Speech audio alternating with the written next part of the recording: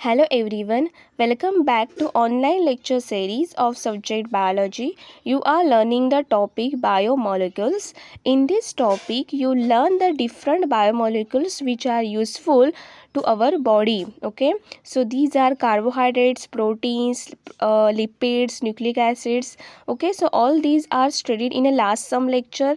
Then you studied about the enzymes, and now in today's lecture I will cover the concept of metabolism and after that the metabolic pool. So first see the concept of metabolism. So what is mean by metabolism?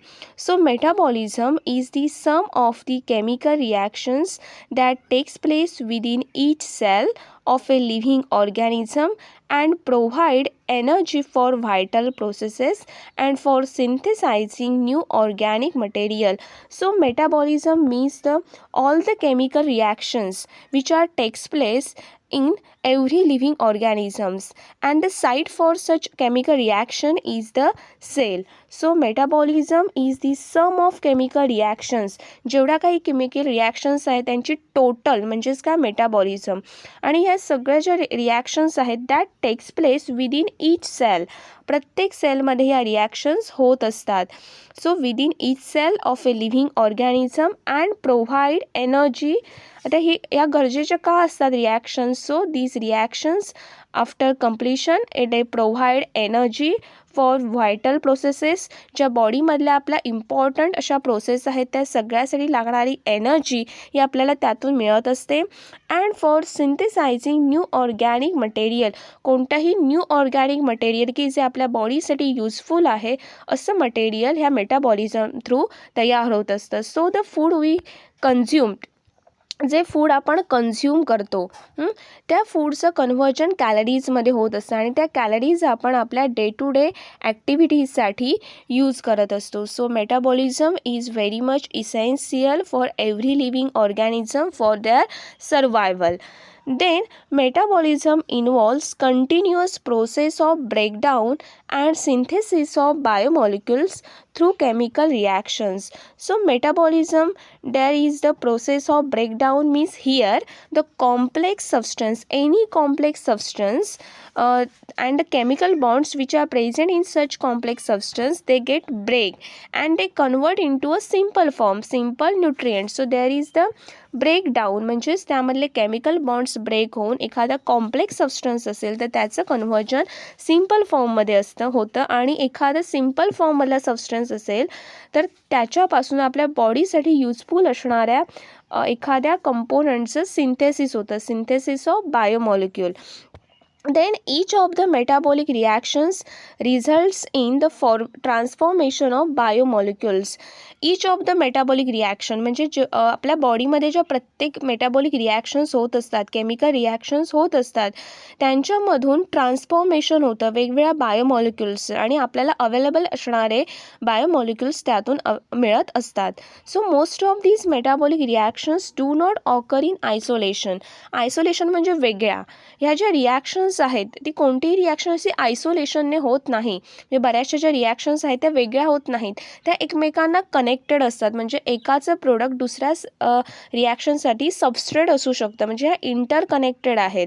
Okay, so most of these metabolic reactions do not occur in isolation but are always link with some other reactions. Other reactions बरोबर त्या linked असतात.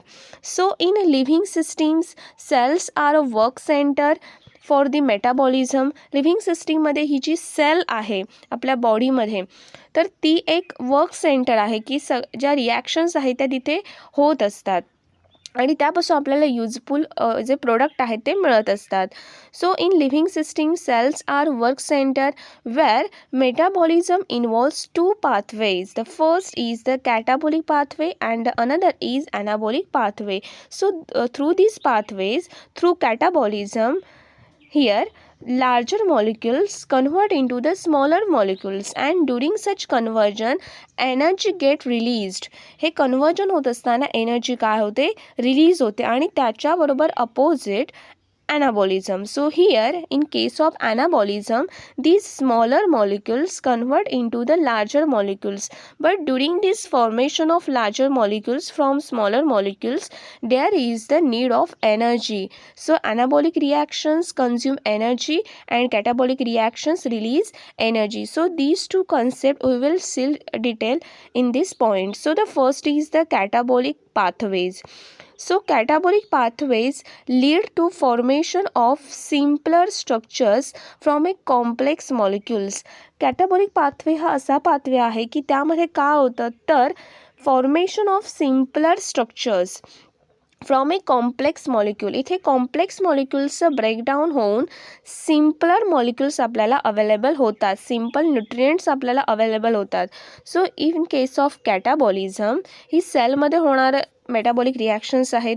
मग ह्या कॅटाबॉलिझममध्ये काय होतं तर कॅटाबॉलिझममधून ATPs release होतात, एनर्जी रिलीज होते. Okay, and we get the smaller molecules. आपल्याला स्मॉलर मॉलिक्युल्स अवेलेबल होतात. ॲमिनो ॲसिड्स असतील, न्यूक्लिओटाइड्स होत असेल, हे आपल्याला मिळत असतं आणि हे हीटसुद्धा रिलीज होत असते. म्हणजेच कॅटाबॉलिझममधून आपल्याला एनर्जी अवेलेबल होते आणि सिम्पल फॉर्ममधली न्यूट्रिएंट्स मॉलिक्युल्स अवेलेबल होतात.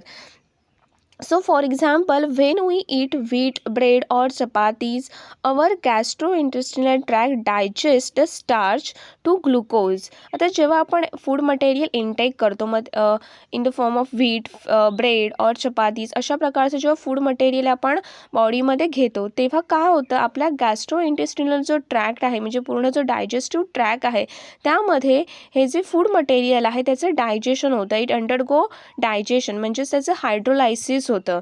म्हणजे त्यामधले जे केमिकल बॉन्ड्स आहेत ते ब्रेक होतात आणि सपोज ते स्टार्च असेल तर starch is the polysaccharide, so it convert into the glucose units. Glucose is the monosaccharide with the help of enzymes. So different enzymes act on it and releases energy in the form of ATPs. आणि या कॅटाबॉलिक पाथवेमध्ये energy काय होते release होते ATPच्या फॉर्ममध्ये adenosine triphosphate. So this is catabolic pathway and opposite to the catabolic pathway there is the anabolic pathway. So anabolic pathway is called biosynthetic pathway, means biological synthesis takes place here. ॲनाबॉलिक पाथवेमध्ये काय होतं biosynthesis होतं म्हणजेच एखादं new biological product तयार होतं. Biosynthetic pathway that involves formation of a more complex molecules from a simpler structures. Simpler स्ट्रक्चरपासून एखादा complex molecule जो आपल्या बॉडीसाठी युजफुल आहे असा कॉम्प्लेक्स मॉलिक्यूल तयार होतो. See here these are the smaller molecules and after anabolism energy get released, but here during anabolism these small molecules consume the energy in the form of ATP and it convert into the larger molecules. So for example, synthesis of glycogen from glucose. Glycogen is the polysaccharide. Okay, so in animals stored extra glucose is stored in the form of glycogen. So synthesis of glycogen from glucose takes place and the synthesis of protein takes place from amino acids. Amino acids पासून protein तयार होत असतात. So these pathways consume energy. हे जे pathways आहेत ते energy consume करतात. Then the next is metabolic pool. So metabolic pool is the reservoir of biomolecules. Reservoir म्हणजेच इथे एक स्टोर्ड फॉर्ममध्ये बायोमॉलिक्युल्स आहेत म्हणजे इथे अवेलेबल आहेत biomolecules. So metabolic pool is the reservoir of biomolecules in the cell on which enzymes can act to produce useful products as per the need of the cell. इथे काय होतं हे जे बायोमॉलिक्युल्स आहेत त्यांच्यावरती एन्झाम्स ॲक्ट होतात आणि ते आपल्या बॉडीसाठी किंवा सेलसाठी जे युजफुल प्रोडक्ट आहेत ते फॉर्म करतात. So the concept of metabolic pool is significant in cell biology. ही जी कन्सेप्ट आहे मेटाबॉलिक पूलची ती सेल बायोलॉजीसाठी सिग्निफिकंट आहे. त्यावरून आपल्याला मेटाबॉलिक पूलमध्ये ज्या व्हेरियस रिॲक्शन्स होतात त्या लक्षात येतात. सेल बायोलॉजी म्हणजे सेलचा जो स्टडी केला जातो. सायटोलॉजी म्हणजे सेल रिलेटेड ज्या काही गोष्टी आहेत त्याच्यासाठी ही मेटाबॉलिक पूल ही कन्सेप्ट सिग्निफिकंट आहे. So because it allows one type of molecule to change into the another type. Here what happens, one type of molecule can be changed into the another type of molecules through various chemical reactions. So for example, carbohydrates can be converted into fats and vice versa. उलट पण होऊ शकतं, fats can convert into carbohydrates. Then catabolic chemical reaction of glycolysis and Krebs cycle only provide ATP but also makes available metabolic pool of biomolecules that can be utilized for synthesis of many important cellular components. आता कॅटाबॉलिक chemical रिॲक्शनमध्ये glycolysis आणि Krebs सायकलमध्ये होत असतात reactions, म्हणजे ह्या रेस्पिरेशनमधल्या reactions आहेत आणि हे आपण जेव्हा रेस्पिरेशन हा टॉपिक स्टडी करू तेव्हा तुम्हाला व्यवस्थित त्या लक्षात येतील. मग यामध्ये का होत असतं तर मेन एम काय आहे रेस्पिरेशनचं तर ATP फॉर्मेशन, पण त्याचबरोबर अदर काही बायोमॉलिक्युल्ससुद्धा अवेलेबल होतात. So in available metabolic pool of biomolecules that can be utilized for synthesis of important cellular components आणि अदरही सेल्युलर कंपोनंट्स आपल्याला अवेलेबल होत असतात ह्या metabolic pool through. So metabolites can be added or withdrawn from this pool according to the need of the cell. मग जे आपल्या सेलला गरजेचं आहेत असे मेटाबोलाइट्स त्यामध्ये ॲडही होऊ शकतात आणि जे नको आहेत सेलला ते त्यामधून विड्रॉ केले जाऊ शकतात, म्हणजे विड्रॉ इन वेस्टच्या फॉर्ममध्ये ते एलिमिनेट केले जाऊ शकतात सेलमधून. So the balance between catabolism and anabolism maintain homeostasis in the cell as well as in the whole body.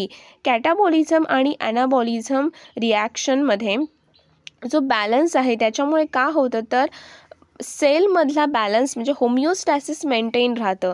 सेलमधले जे कंपोनंट्स आहेत बायोमॉलिक्युल्स आहेत हे सगळ्याचं बॅलन्स व्यवस्थित राहतं आणि सेल बॅलन्स असले की पूर्ण बॉडी ही होल बॉडी बॅलन्स राहते.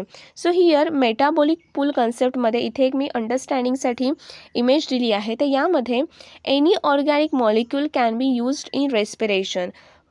C here if we consume food, आपण जर एखादं फूड कन्झ्युम केलं तर त्यापासून काय होत असतं तर पॉलिसॅकराइड्स, फॅट्स, प्रोटीन्स आपल्या बॉडीला अवेलेबल होत असतात आणि असे हे जे कंपोनंट्स आहेत त्यांचे ब्रेकडाऊन झाल्यानंतर पॉलिसॅकराइड्सपासून शुगर्स अवेलेबल होणार. From fats we will get the glycerol and fatty acids. From proteins we will get the amino acids. आणि यांच्यामध्ये का होत असतं तर ग्लायकोलायसिस प्रोसेस थ्रू किंवा क्रेब्स सायकल थ्रू आणि Krebs cycle enters into the electron transport system, या सगळ्या थ्रू आपल्याला काय मिळत असते एनर्जी मिळत असते in the form of ATP.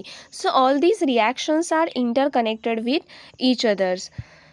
Then catabolic reactions and anabolic reactions जो आपण पॉईंट यामध्ये स्टडी केला तो डायग्रॅम थ्रू बघूया. तर यामध्ये काय होत असतं these catabolic reactions are exactly opposite to the anabolic reactions. In catabolic reaction there is the breakdown of complex substances. So here complex substances are carbohydrates, glycogen, starch. कार्बोहायड्रेट्समध्ये इथे ग्लायकोजन आणि starch दिलेले आहेत पॉलिसॅकराइड्स म्हणून. स्टार्च हे प्लांट्समध्ये stored food material असतं आणि ॲनिमल्समध्ये glycogen stored असतं, म्हणजे ग्लुकोज जे आहे ते स्टार्चच्या फॉर्ममध्ये प्लांट्समध्ये स्टोर्ड असतं आणि जे ग्लुकोज आहे ते ग्लायकोजनच्या फॉर्ममध्ये ॲनिमलमध्ये स्टोर्ड असतं. Suppose these carbohydrates undergo hydrolysis, then it form a single basic unit, a single monosaccharides, that is the glucose unit. Glucose units form करणार and during which breakdown energy get released in the form of ATP. ATPच्या फॉर्ममध्ये energy release होते. त्यानंतर lipid ट्रायग्लिसरॉल्डिहाइड आहे. Okay, so here it undergo breakdown, it form glycerol and fatty acid. So when glycerol release the energy, here fatty acid release the energy आणि waste form होतं CO2 and H2O. हे जे आहे ते काय आहे वेस्ट आहे. Then proteins, if they undergo breakdown it forms amino acid. During this breakdown energy get released and it form the also produces urea is the waste. Again here anabolic reactions means formation of complex substance.